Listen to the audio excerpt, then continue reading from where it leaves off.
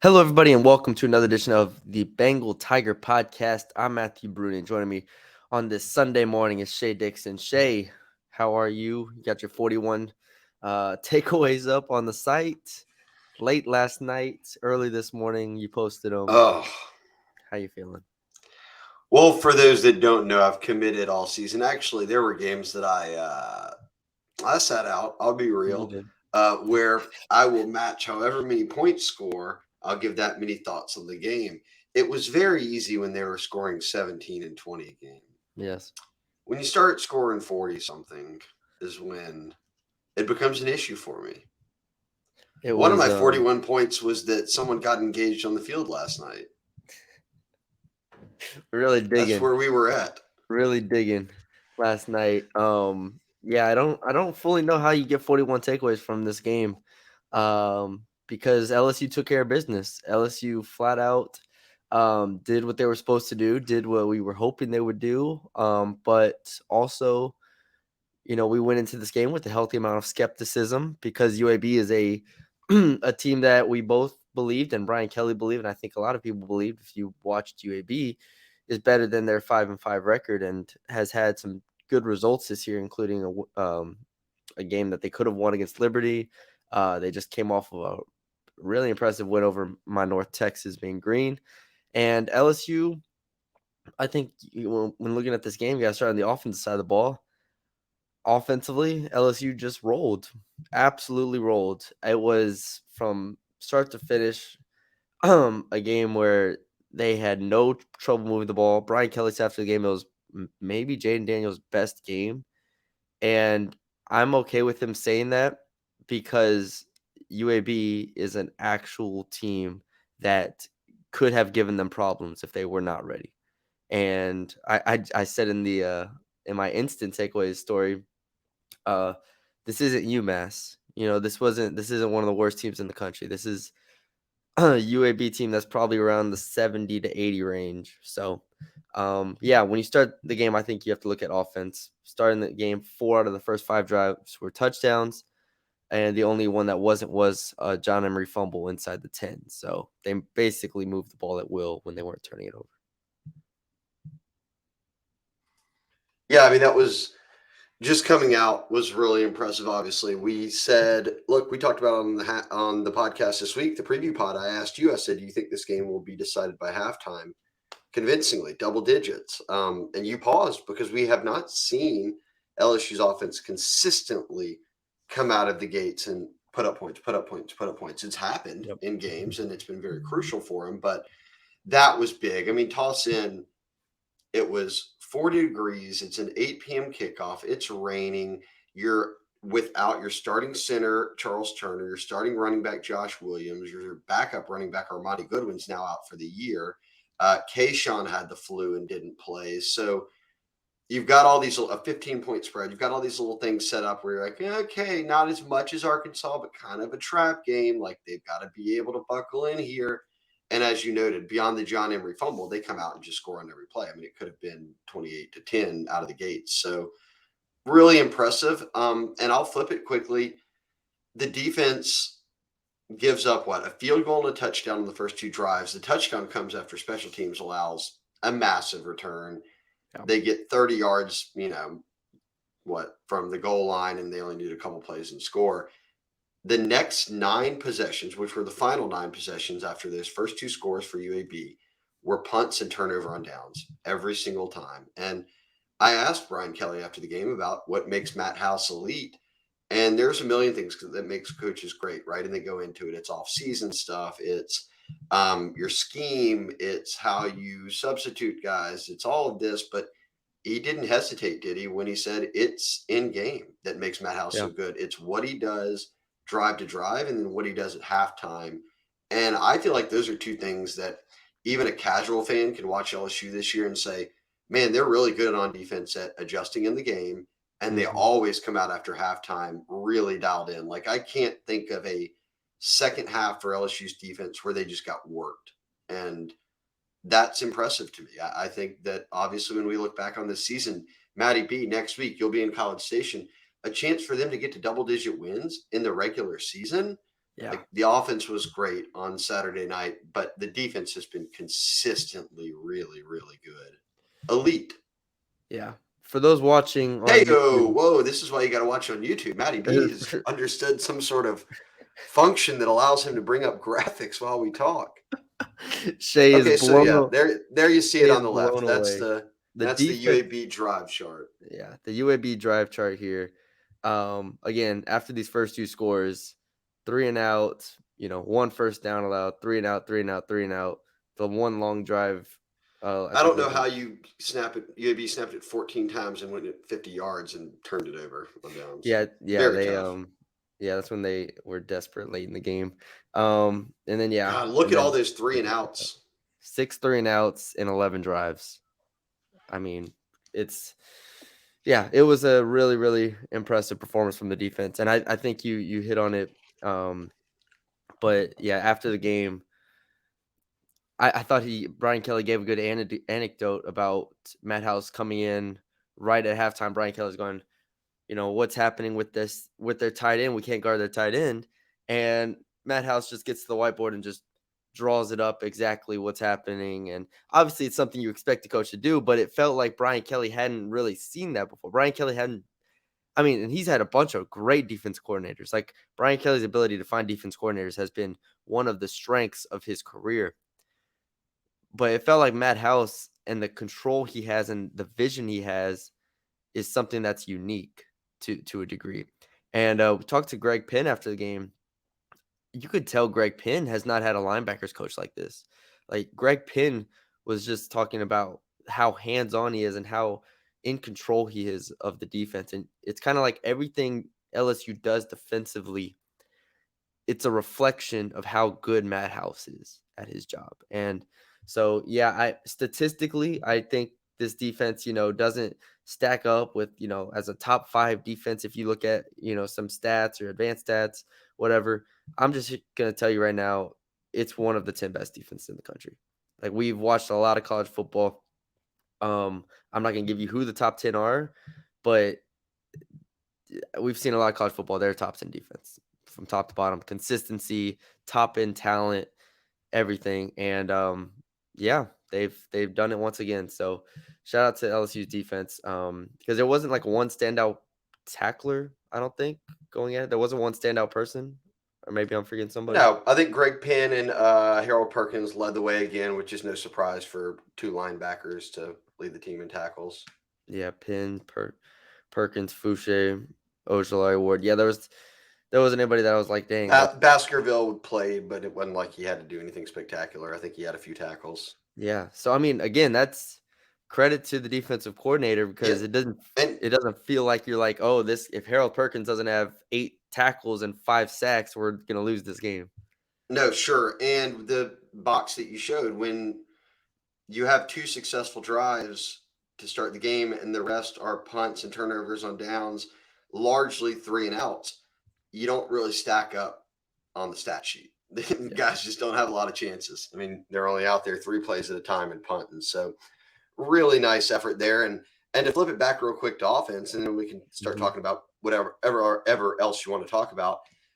565 yards. You mentioned it being one of Jaden Daniels, and the offense's maybe better, more rounded performances. Jaden, we'll talk about him individually in a second, but the offense 299 passing, 266 rushing.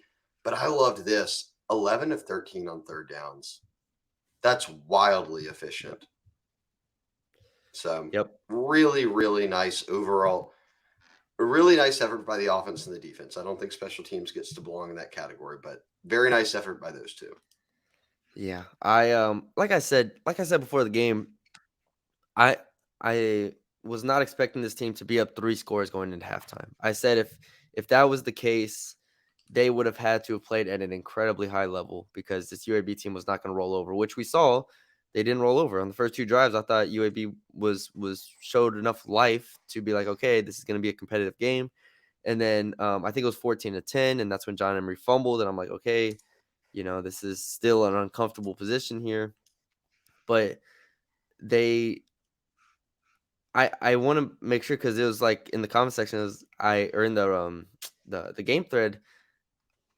I don't know if the line's out for the A&M game, but UAB was a 15-point dog going into this game. I don't know what A&M is going to be. It's probably going to be like, top of my head, I would assume like 11, 12, something like that.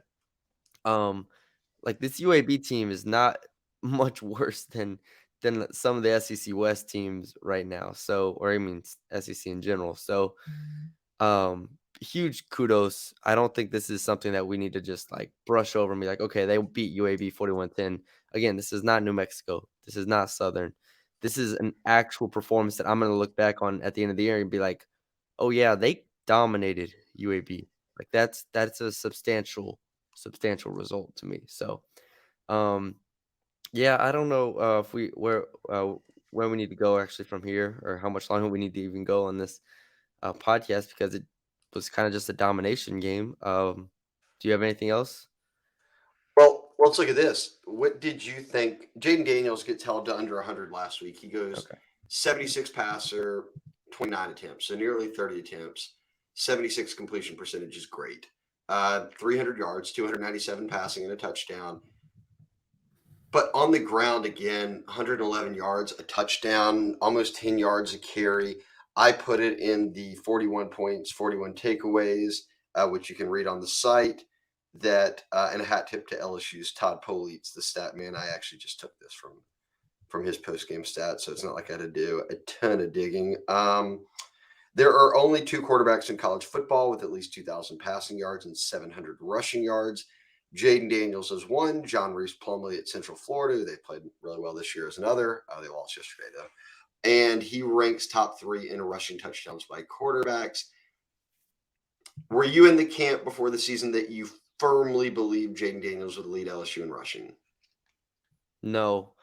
There No. were some that did, some that did. So Yeah, are no, you, for I sure. guess what I'm getting at is, are you impressed by not just the growth Daniels has had, but truly, I mean, he's the definition of a dual threat quarterback. If like you want to say what is a dual threat quarterback in college now, him and John Reese Plumlee are the definition of it. They throw for a couple thousand and run for 1,000. Yeah, they ran him a lot last night too. That was something that surprised me, is they let him keep a lot of those read options, which obviously worked, which I think was the game plan going in, because UAB crashed pretty hard on those runs. But he's man, the escapability, and I know that's used a lot when talking about mobile quarterbacks, but that play where he stepped up in the pocket, and dodged like a little slide move to get away from an edge rusher, and then just ran for 25 yards, juking people, and the burst he has. It's a special type of speed, and we knew coming into the year he was fast, but every game you kind of see it in a different way.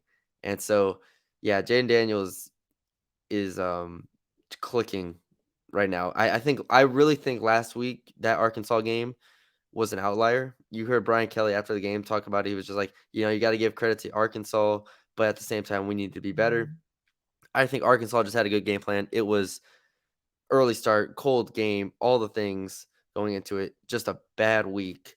This is what this LSU offense has looked like basically since the Tennessee game, and this is what I continue to expect it to look like next week against A&M. So obviously Georgia's a different animal. We'll see, but man, Daniel, from a passing perspective, he was on time. He was confident. He was on target. Found Malik 7 times for 129 yards. Found Brian Thomas 4 times for 21 yards and a touchdown. I saw Jack Besh get in the mix a little bit, 3 for 61. And my breakout candidate was Mason Taylor to get. I thought he was going to get 4 for like 50. He ends up with 3 for 39. So, um, yeah, pass game was back. Get Kayshawn back healthy, and feel good about this team. Feel good about really good about this offense, especially. We already talked about the defense. I raved about them enough, but yeah, Jaden Daniels is he is special. He's very good. You're muted. So we've got some.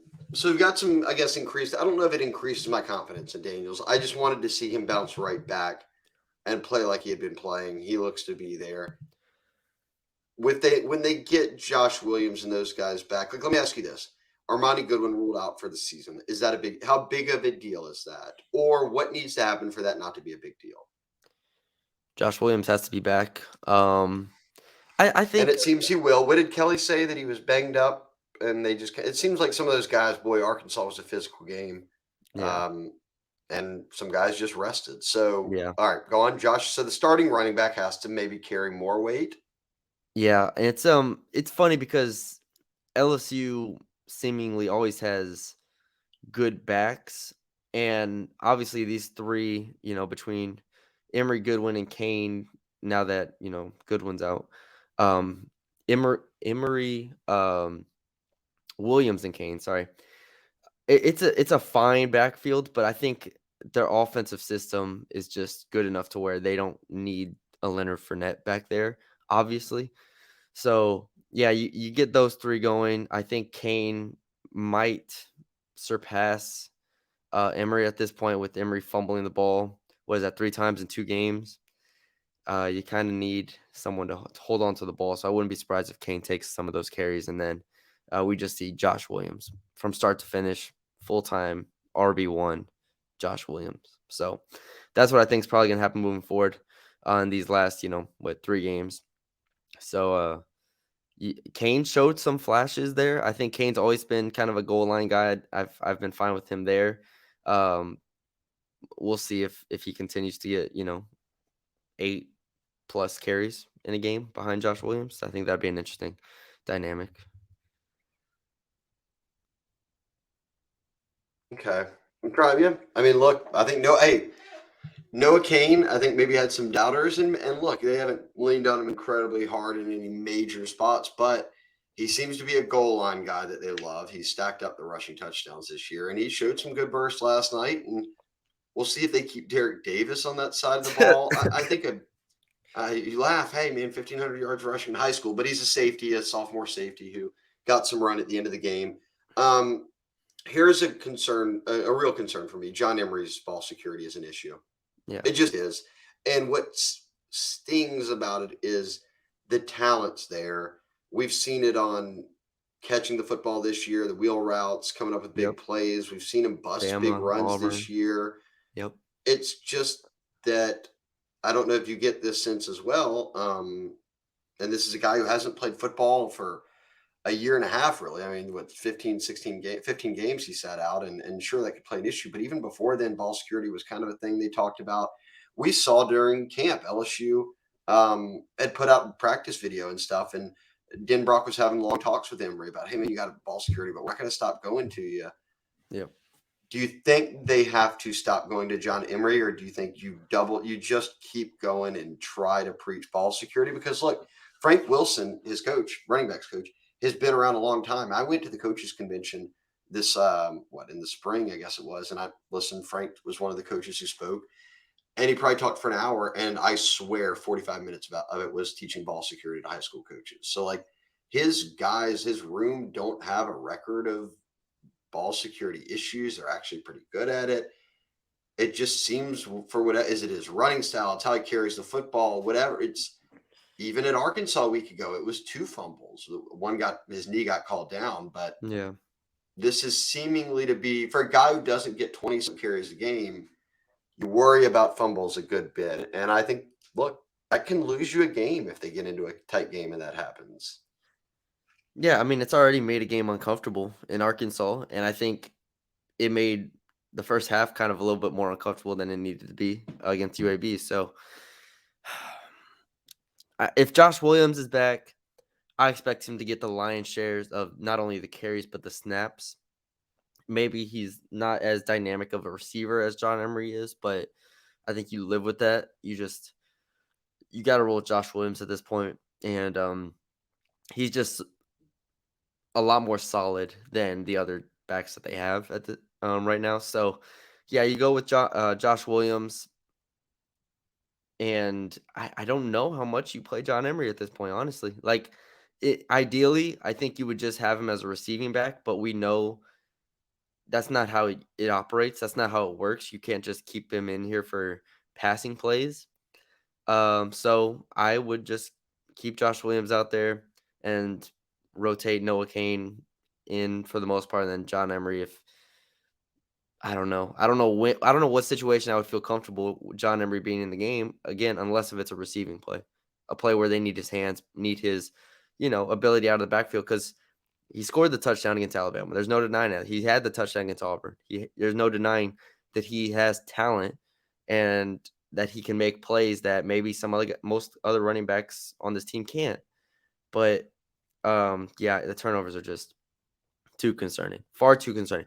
Because this is an offense that doesn't turn the ball over. This is an offense that has played incredibly clean the entire year. You have what, 2 fumbles and 2 picks on the year to top off the top of my head. Like they can't afford turnovers. They're not that type of offense. They got to be crisp. They have to be on time. So, yeah, I would stick with Josh Williams and kind of go from there. Which sucks because watching John Emery leave the field last night after the second fumble, you can tell how frustrated he was. He was slamming his helmet on the ground, like it was clear to him how much it means to him. And it's he doesn't want to fumble. He doesn't want to be out there fumbling the ball, but it just it happens. So we'll see. I think he probably comes back next year.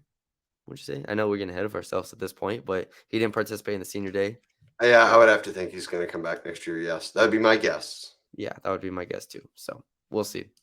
But yeah, any other players you thinking about? You Timothy mentioned Bash. Bash. I mean, Bash basically nearly.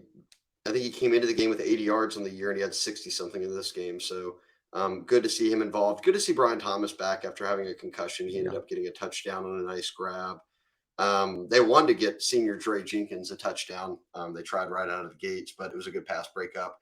I will say too, we just talked about the defense being great. Dwayne McBride, who's UAB's running back, Matt talked about him a ton this week on the podcast and the different write-ups. Entered the game. What did we look at it? We looked at it during the game. He led the nation in 156 yards per game. in average yards per game, and he might have been number 2 in yards per carry or Yeah, 1. It was right there. So we're talking about in the FBS level, one of the top 2 running backs production wise this season. He finishes with 13 for 34 and 1. He did pop off that. No, I think that was Brown who had the kick return, not yeah, it McBride. was Brown who had the kick return. And he catches 1 pass for 6 yards. It's about as good as you're going to get. I don't know why UAB came out passing either a good bit and not even Yeah, trying to lean on their run game, which I was a little surprised by. But that was a talking point up for us all week. We were like, hey, if this game ends up being close into the second half or fourth quarter, it's because UAB was able to get something going with their ground game, which is very, very good. Nothing at all. I yeah. mean, 34 yards on 13 carries. That's 2.6 yards a carry. That ain't going to get the job done.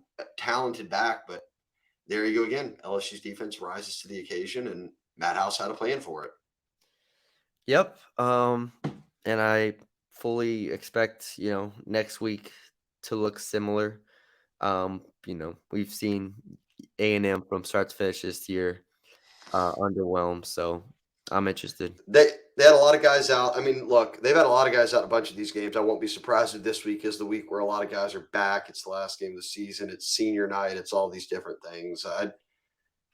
This game's always tough after Thanksgiving. I do think that this is just a tough game for LSU to go into that environment, and they've got nothing to lose. So you would imagine they're going to roll out all the tricks, but they're not. They're just not. A&M's just not good. They're not a good football team this year. They've won Yeah. 4 games. They couldn't even really put away UMass yesterday, and UMass is arguably one of the worst teams in college football this year. Yes.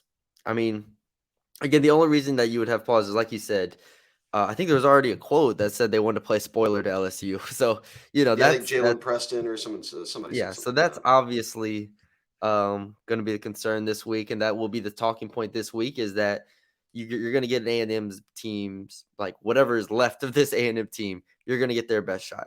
Like that's the talking point. That's what we're going to be hammering home throughout the week, and that's what Brian Kelly will be talking about and preaching. You're going to get their best shot. They haven't had the season they've wanted. They want to play spoiler to LSU. And we know that the rivalry between LSU and A&M and kind of just the hatred between those two schools, like it's not even like a long-standing rivalry, but it is like a newfound kind of hatred to a degree. Go ahead.